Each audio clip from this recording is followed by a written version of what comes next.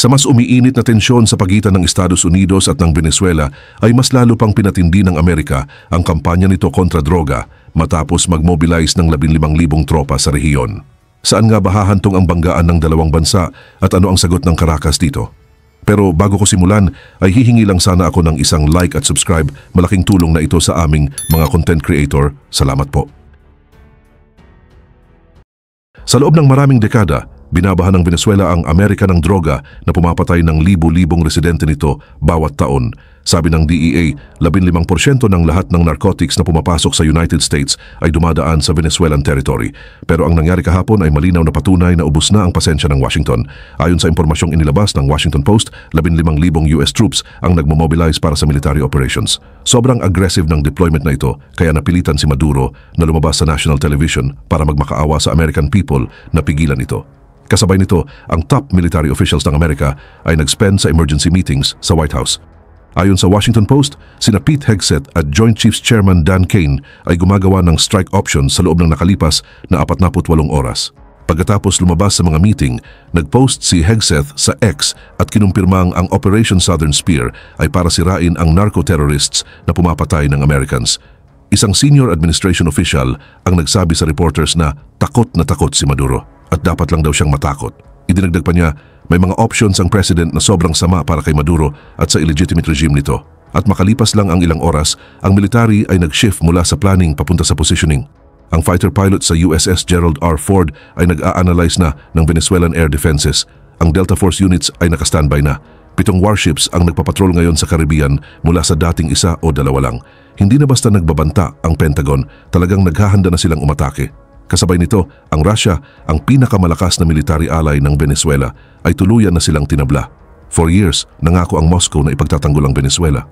Noong February, sinabi pa ni Maduro na ang relationship nila ay isang unbreakable friendship. Pero ayon sa reporting ng TASS, si Putin ay wala man lang kahit isang statement na sumusuporta sa Venezuela ngayong crisis. Sabi ng foreign minister ni Putin sa Russian media noong November 11 na wala namang obligasyon ng Russia na ipagtanggol si Maduro. Kaya pagkatapos ng dekada ng threats at sanctions, ano ang talagang nagtulak kay Trump para mag-mobilize ng troops? At ano ang mangyayari kapag talagang nag-invade ang American forces sa Venezuela? Para mas maging malinaw ang lahat, ay balikan muna natin ang lahat sa nakalipas na 25 taon. Noong 1990s, partners pa ang Venezuela at Amerika. Mas marami pang oil ang binibenta ng Venezuela sa United States. Nag-ooperate ang American companies ng Venezuelan oil fields. Ang mga DEA agents ay nagtatrabaho kasama ng Venezuelan police para pigilan ang drug shipments.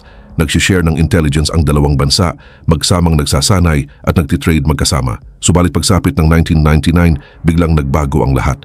Isang dating military officer na si Hugo Chavez ang nanalo bilang president ng Venezuela. Hindi lang tutol si Chavez sa American policies. Gusto niyang bumuo ng isang empire of resistance laban sa United States. At noong 2000, pinalayas ni Chavez ang lahat ng DEA agents na nagtatrack ng narcotics sa Venezuela.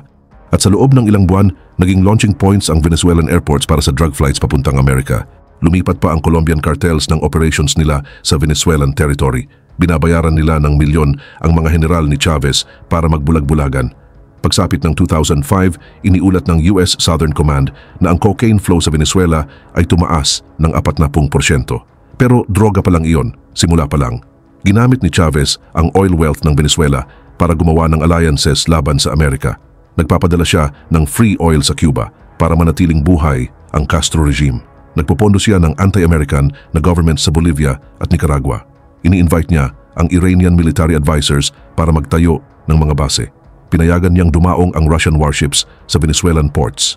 Nang mamatay si Chavez dahil sa cancer noong 2013, kumuha ng pwesto ang handpicked successor niya, si Nicolas Maduro. At mas pinalala pa ito ni Maduro. Sa ilalim ni Maduro, hindi lang pinapayagan ng Venezuelan generals ang drug trafficking. Sa halip sila mismo ang nagpapatakbo nito. Ayon sa Treasury Department documents, mga military officials ang direktang nagmamanage ng narco shipments, tumatanggap ng bayad na dolyar at ginagamit ang drug money pambayad ng sahod ng mga sundalo habang nagugutom ang mga mamamayan ng Venezuela. Tinataya ngayon ng DEA na kumikita ito ng 10 bilyon kada taon. 15% ng lahat ng droga na pumapasok sa Amerika ay dumadaan sa Venezuela. Sinubukan ng United States ang lahat para pigilan ito nang hindi gumagamit ng military force. Noong 2017, nag-impose ang unang administrasyon ni Trump ng crushing sanctions. Noong 2019, kinilala ng Amerika si opposition leader Juan Guaido bilang legitimate president ng Venezuela. Ni-freeze ang billions ng Venezuelan assets at pinutol sila sa international banking. Pero walang nangyari. Nabuhay si Maduro gamit ang drug money para panatilihing loyal ang kanyang mga general. Ngayong taon, ang Venezuela ang number 1 enemy ng US sa hemisphere nito at 15,000 tropa ang naghahanda para gawin ang hindi nagawa ng 2025 sanctions. Alisin si Maduro by force. Kaya ano ang susunod? Noong nakaraang linggo, naglabas ang Justice Department ng isang classified brief na fundamental na binabago kung paano pwedeng tumugon ang Amerika sa drug trafficking mula South America. Nakuha ng Wall Street Journal ang ilang bahagi ng document na nagka-classify sa fentanyl bilang potential chemical weapon at hindi lang basta narcotic. Tinutukoy mismo ng memo ang Russia's 2002 Moscow Theater Crisis kung saan nagpump ang Russian Special Forces ng aerosolized fentanyl sa loob ng building para tapusin ang hostage situation na pumatay ng mahigit 100 katao dahil sa gas mismo. Sinasabi ng Justice Department na ang drug cartels na nag-ooperate mula sa Venezuelan territory ay pwedeng gawing sandata ang fentanyl sa parehong paraan na ginagawang isang national security threat ang dati lang na law enforcement issue, isang threat na nangangailangan ng military response. Ayon kay Senator Chris Van Hollen sa Wall Street Journal, legal mumbo-jumbo lang ito kung saan ginawa na ang decision at may inutusan na lang para gumawa ng justification. Mas malayo pa ang sinabi ng kasama niya si Senator Andy Kim. Sinusubukan nilang gumawa ng lethal kinetic justification na hindi naman talaga purpose ng designation na yon at hindi pa yan nangyari kahit kailan. Pero hindi mahalaga ang congressional opposition. Ang classification na ito ay nagbibigay kay Trump ng legal framework para ituring ang drug shipments mula Venezuela bilang acts of war. At alam ni Maduro kung gaano kaseryoso ito. Kahapon, nagsalita siya sa buong mundo ng live sa TV.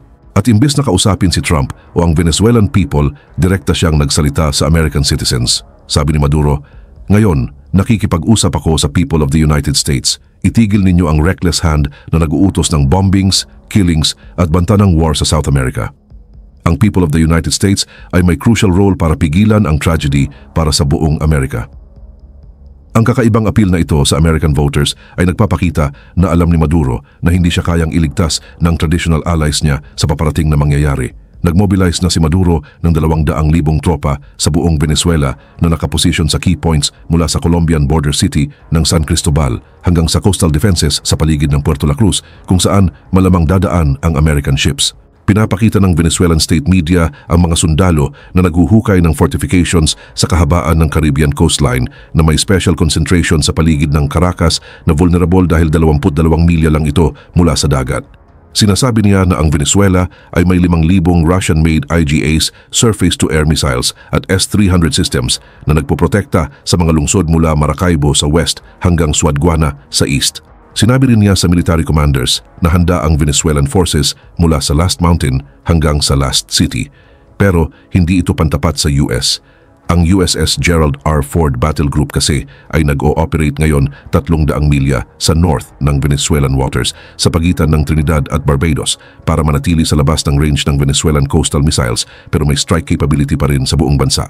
Mula sa posisyon na yan, ang F-35 fighters ay kaya makarating sa Caracas in 12 minutes habang ang Tomahawk cruise missiles ay kailangan lang ng 40 minuto para tamaan ang kahit anong target sa Venezuela. Ang 15,000 na minomobilize ni Trump ay nagsiset up sa 3 kritikal na lokasyon na bumubuo ng arc sa paligid ng Venezuela. Sa Fort Liberty sa North Carolina, 1,700 milya sa north, nandoon ang 82nd Airborne Division na pwedeng magparadrop sa Venezuela within 6 hours of launch. Ang Roosevelt Roads sa Puerto Rico, 500 milya lang mula sa Venezuelan shores, ay na-reactivate para sa logistics at medical evacuation. Ang Joint Base San Antonio sa Texas ay nagsisilbing staging point ng transport aircraft na kaya makarating sa Venezuela sa loob ng wala pang 4 na oras. Pero ang pinaka-importanting positioning ay nangyayari 450 milya mula sa Caracas sa Palancar Air Base sa Colombia kahit publicly opposed ang Colombia sa operasyon. Kinumpirma ng intelligence sources na may Delta Force operators na ron 70 minuto gamit ang helicopter mula sa kapital ng Venezuela. Ang base na ito, na originally in-upgrade gamit ang US funds para sa drug interdiction, ay ngayon nagsisilbing potential launching point para sa special operations. Pero ang interesting sa situation sa Venezuela ay kung paano nito ipinapakita ang kahinaan ng Russia. Ilang buwan lang ang nakaraan nang inatake ng US ang Iranian nuclear facilities sa operasyon na tinawag na Operation Midnight Hammer, wala man lang ginawa ang Russia para ipagtanggol ang strategic partner nito. Kahit na may mga taon ng military cooperation sa Tehran na binibentahan sila ng advanced weapon systems at pumirma ng mutual defense agreements, pinanood lang ni Putin mula sa opisina ang pagwasak ng American bombs sa Iranian nuclear sites ng tahimik. Nag-issue ang Kremlin ng statement na tinawag ang mga strikes na regrettable at pagkatapos ay halos iniwan nila ang Iran na harapin ang American power ng mag-isa. Walang halaga ang Strategic Partnership Treaty na pinirmahan noong May na tinawag ni Maduro na isang unbreakable friendship pag nasubok ng American power. Ipinakita ng Ukraine war ang katangian ng Russian power projection na halatang hirap silang mag-sustain ng operations 300 milya mula sa kanilang border. Ang pagsuporta sa Venezuela mula sa Moscow ay imposible. Habang ang Russian forces ay nagkakaproblema sa mga casualties araw-araw sa Ukraine, ang posibilidad ng digmaan ay nagpadala ng shockwaves sa buong Latin America na bawat bansa ay kinakalkula kung paano iwasang madamay sa conflict. Ang mahigit 1,000 milyang border ng Colombia sa Venezuela ay umaabot mula sa Caribbean port ng Rio Hacha hanggang sa Amazon Triple Frontier kasama ang Brazil. Ang main crossing sa Cucuta, kung saan 70,000 katao ang dumadaan araw-araw, ay magiging ground zero para sa refugee flows kung sumiklab ang digmaan. Nag-host na ang Colombia ng mahigit 2 milyong Venezuelan refugees at sinuspinde ang intelligence sharing sa Amerika, opisyal na sinasabi dahil sa human rights concerns, habang pribado namang natatakot sa humanitarian catastrophe na susunod sa American military action. Hiniling ng presidente ng Mexico ang advance notification ng anumang bombing campaign dahil alam nila na ang 700,000 bariles ng daily oil production ng Venezuela ay pwedeng mawala sa global markets overnight. Ang Mexican refineries sa Veracruz at Tabasco na nasa 800 milya lang mula sa Venezuelan waters ay nakadepende ng partly sa Venezuelan heavy crude na hindi madaling palitan. Nag-deploy naman ang Brazil ng 10,000 tropa sa kahabaan ng border nila sa Venezuela sa Roraima State na may 200,000 residents lang. Ayon sa defense sources na pamilyar sa planning, nag-develop ang Pentagon strategists ng 3 operational scenarios. Bawat isa ay may specific geographic considerations. Ang B-52 bombers mula sa Barksdale Air Force Base sa Louisiana ay lumipat sa forward position sa Puerto Rico. Pinapaikli ang flight time nila papuntang Venezuela mula sa 6 na oras papuntang 90 minuto na lang.